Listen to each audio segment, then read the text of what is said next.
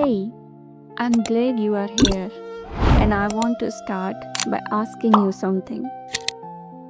And I want you to sit with it for a second. When was the last time you felt completely, effortlessly yourself?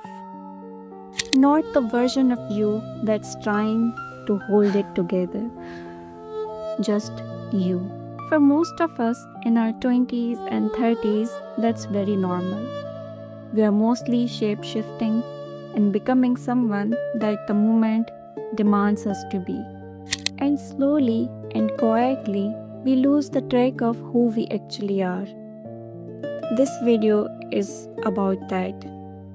This video is not about reinventing yourself, but it is about remembering yourself.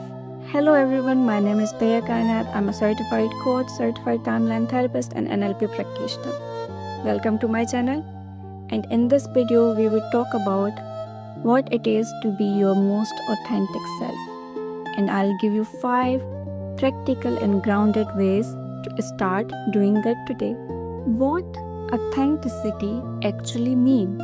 Before we get into how, I want to start with what.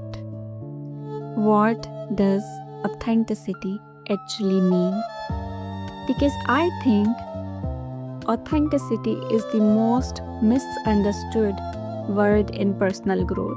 Because when people say be your authentic self, they actually mean say whatever you want, feel whatever you want to feel, no filter. That's not it. That's just impulsiveness with a branding strategy. Real authenticity is quieter. It is more about alignment. Real authenticity is when your thoughts, feelings, and actions are pointing towards the same direction. When how you show up in the world actually reflects what you believe in, what your values are, and what you want to be and who you want to be. And that takes work because most of us have spent years, sometimes decades, to fit in, to be someone, to get approval of others, designed to make everyone else around us comfortable. So authenticity is not a personality trait. It's a practice that you return to again and again. Section 3. Why we lose ourselves. And that's okay. Truth is, we sometimes lose ourselves. And that's not weakness. That's being human. From the moment we are children, we are taught implicitly and explicitly who to be. Don't be loud. Don't be too much. Don't ask too much. Just fit in the box. And as adults, the pressure multiplies. We are constantly shown a mirror through social media how to measure ourselves up to everyone else. Our careers, our finances, our relationships, our choices constantly feel like being evaluated. So we perform, we adapt, we curate, and somewhere along that performing, we forget what we believe in, what we really like, what should actually matter to us, not because someone told us, but because it genuinely does. So, if you're in that place, I want to tell you, you're not lost, you're not weak, you're just a little covered up, and we are going to start uncovering the 5 practices. So, here these are the 5 practices that would feel like coming back to yourself, would feel like coming home. These are not quick fixes. These are invitations. See what works for you, try to do it more often, and what doesn't, you can leave that. Practice number 1, get still enough to hear yourself. We are living in the loudest era of human history. We are constantly consuming content, noise, opinions, and we are unable to hear our own voice. The first practice is deceptively simple. Create silence daily, even just for the 5 minutes 10 minutes. This isn't about meditation, although that can definitely help, but this is about hearing your own thoughts. Be still in the morning before reaching out for your phone. Sit with yourself. Stare out of the window. Maybe journal. Go out for a walk without your headphones on. Enjoy your cup of coffee without doom scrolling or doing anything else. What comes to your surface, your thoughts, that's actually you trying to reach you. Let your thoughts surface without drowning in them, without judging them. What comes up when you are still, that matters. That's data. That's you. Practice number 2. Know your values, not the ones you inherited.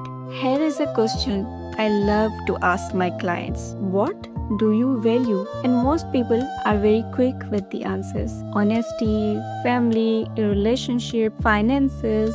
But then there is a follow-up question. Are these values yours or given to you by someone else, by society, your parents, your peers, social media? We inherit values from our parents, school, from our circle, from our colleagues, and sometimes some of them are really genuinely ours, but sometimes we inherit them unchecked. So take time to examine your values, write them down, and see, does they really help you? Are these values really yours?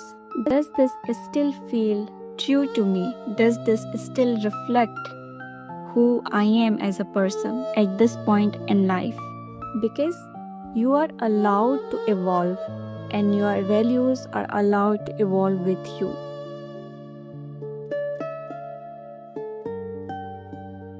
Practice number 3. Notice when you are performing instead of expressing. There is a difference between performing and expressing. Performing when you are trying to get a reaction, when you are saying something to impress others or to get approval or a rejection. And expressing, on the other hand, is sharing something because it truly and genuinely matters to you, regardless of how it is received. Start with noticing when you are in each mode, performing versus expressing. When you find something funny, and you laugh, is it because you really genuinely found it funny? When you say you are fine, do you actually mean you are fine?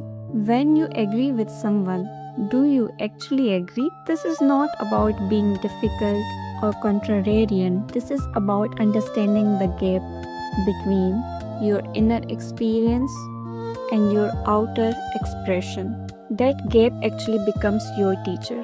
Over time, you can start to close it. Practice number 4. Set boundaries from values, not fears. Boundary setting is a huge topic in personal development, and for a good reason. But there is a difference between setting a boundary out of being authentic and out of being defensive. When we set boundaries out of fear of being used, fear of being overwhelmed, the energy behind that boundary setting is actually closed off, and other people can actually sense it. Instead, on the other hand, if you are setting a boundary out of authenticity, which means you are saying no to that event because you are committed to something more important that deeply matters to you. The energy behind this boundary setting is different and it comes off as grounded. The energy behind authentic boundary setting is clear, grounded, and it comes off naturally as authentic. And the intention behind authentic boundary setting comes off as clear, grounded, and this is easy to maintain. So instead, next time when you are about to say no to something, ask yourself, what am I saying yes to instead? Your no should be out of your values. Let your values be the answer. Practice number 5. Surround yourself with people who see you clearly. One of the quietest, most powerful forces shaping us, who we are, is the company that we keep. When you are around people who see a version of you which is smaller than who you actually are, you shrink yourself to match that. And when you are around people who genuinely enjoy your weirdness, who know you, who you are as a person at a deeper level, when you are around people who see a smaller version of you, you actually shrink yourself to match it. And when you are around people who accept you fully, who see your weirdness, who understand your depth, who see your gifts, you naturally expand to it. Authenticity isn't just an inside job, it's also about your environment. Who do you let in your world to be your mirrors? It doesn't mean cutting everyone out of your life who don't fully understand you, but it actually means being intentional about seeking the people who fully understand you and then investing in those relationships that feel safe enough to be the real you. And then these are your people. You deserve to be known, not just tolerated, not just liked, known. I want to leave you with this. Authenticity is not a destination.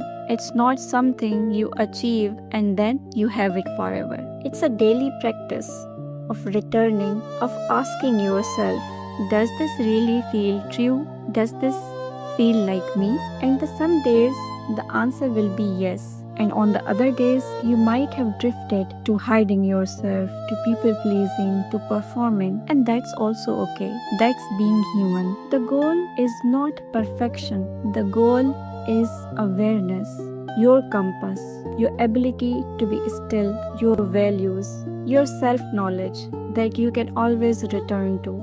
You do not have to be anyone other than who you actually are at your core. And honestly, that person is enough. More than enough. Thank you for spending this time with me. If this resonated with you, I would love to know. Drop a comment below and tell me which one of these 5 practices genuinely feels relevant to you. And if you haven't already subscribed to my channel, please subscribe and give it a thumbs up. I'll see you in the next video. Bye bye.